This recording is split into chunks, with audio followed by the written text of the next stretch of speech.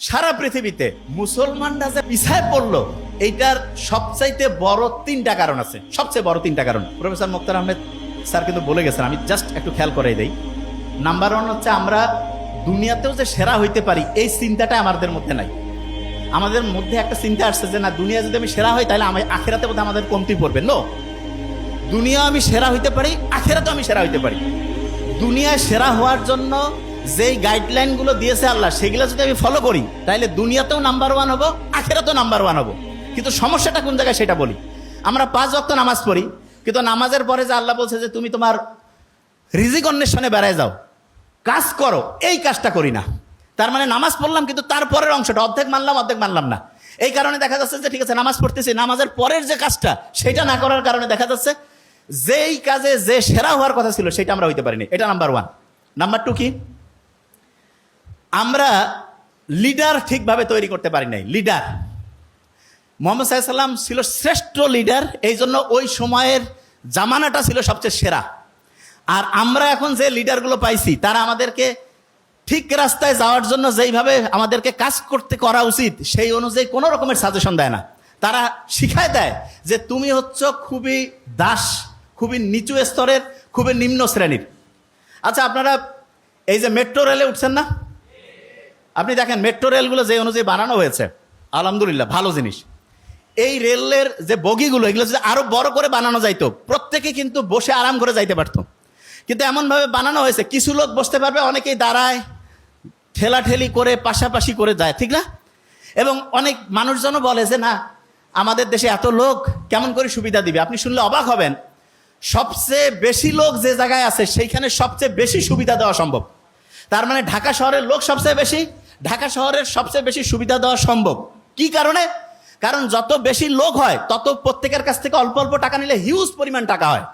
কিন্তু এটা হচ্ছে না কেন? কারণ এখানে যারা লিডারশিপে আছে তারা নিজেরাই টাকাগুলো চুরি বাটপারি করে বিদেশে পাঠায়, অ্যাকাউন্টে ভর্তি করে। জনগণের যে সুযোগ সুবিধা সেটা আস্তে আস্তে নষ্ট হয়ে যায়।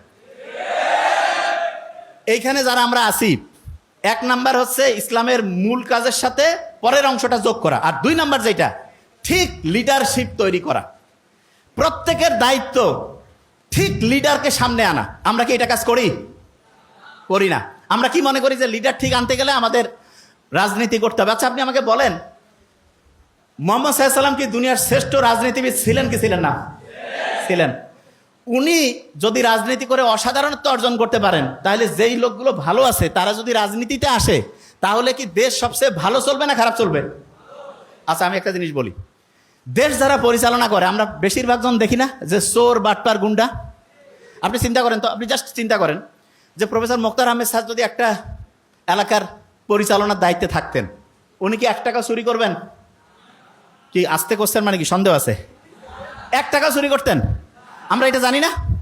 তাইলে ওনাকে যদি আমরা একটা এলাকার দায়িত্ব দিতাম, জাস্ট এক্সাম্পল হিসাবে বলতেছি, তাহলে ওই এলাকায় যদি কোনো চুরি না হইতো, কোনো যদি কন্ট্রাক্টর 2 নাম্বারই করতে না পারতো, যারা সরকারি চাকরিজীবী তারা যদি 2 নাম্বারই না করতো, যারা হচ্ছে সিন্ডিকেট ব্যবসায়ী তারা যদি এটা কন্ট্রোল না করতো, তাহলে ওই এলাকার লোকজনের জীবনযাত্রা ভালো হইতো না খারাপ হইতো?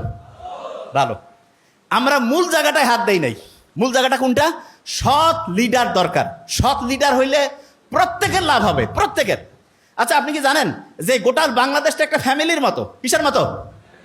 আচ্ছা, আপনার ফ্যামিলিতে যদি একজন খুব ভালো লোক থাকে, ফ্যামিলির যে সদস্য, যে সৎ, টাকা চুরি করে না, শ্বশুর বাড়ির টাকা পাঠায় না, শ্বশুর বাড়ি বলতে বুঝাচ্ছি যেখানে থাকার কথা সেখানে না দিয়ে অন্য জায়গায় পাঠাচ্ছে, এইরকম না হয়ে যদি একটা অনেস্ট ছেলে যদি আপনার পরিবারটা নিয়ন্ত্রণ করে, তাহলে ওই পরিবারটা ভালো চলবে? নাকি আরেকটা পরিবারে একজনকে রাখা হয়েছে, সে টাকা খালি পাচার করতেছে, অন্য জায়গায় দিচ্ছে, কোন পরিবারটা ভালো চলবে? প্রথমটা না দ্বিতীয়টা? প্রথমটা। তাহলে আপনি বলেন, এই গোটা বাংলাদেশটা তো এরকম একটা দেশ, মানে এরকম একটা পরিবার, এইখানে সবচেয়ে ভালো লোকটা যদি হচ্ছে যে সবগুলো কাজের মেইন কন্ট্রোলটা যদি দেওয়া যায়, তাহলে দেশটা কি আস্তে আস্তে ভালোর দিকে যাবে না খারাপের দিকে? ভালোর দিকে। আচ্ছা, তাহলে প্রথম কাজ বলছি নামাজের পরে অন্য কাজটা করা। দ্বিতীয় কাজ যেটা আমি বলছি সেটা কি? সৎ লিডার নির্বাচন করা। কি কাজ? সৎ লিডার। আচ্ছা, তৃতীয় কাজটা খুব ইম্পর্টেন্ট। প্রত্যেকের যে ব্রেইন আছে, ব্রেইন, এইটাকে সর্বোচ্চ ভালোভাবে ব্যবহার করা, সর্বোচ্চ ভালোভাবে। লাস্ট বেঞ্চ, ওই যে